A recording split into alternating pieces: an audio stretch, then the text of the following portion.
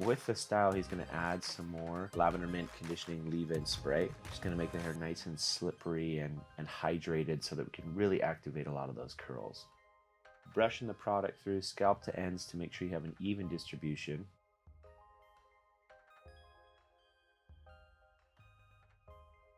Working with tea tree wave refresher, allowing the natural texture to expand. Brushing the hair scalp to ends to make sure you have the product evenly distributed, and then just using the fingers to push some of the texture in and allow it to kind of stack up on one another. We're really starting to build in that expanded shape now, so that when you come in with the diffuser and the dryer, you really set yourself up to win to see that activity.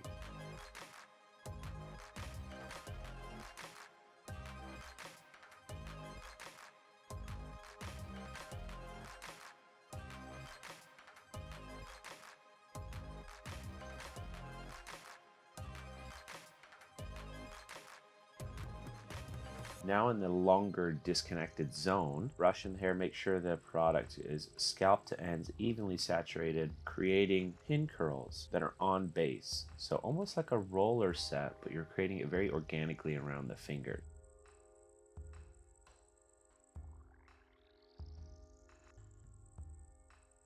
Making sure you tuck the tails in, slide the finger out, use a small clip and clip the hair into place so that it can dry.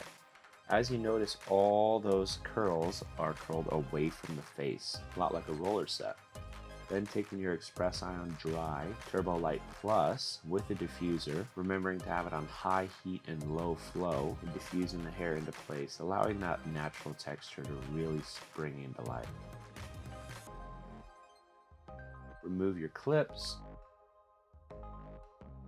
Continue with the diffuser. Now you're going to go in with your fingers and organically break up some of that natural texture to really expand it and dress that disconnected portion right over the top.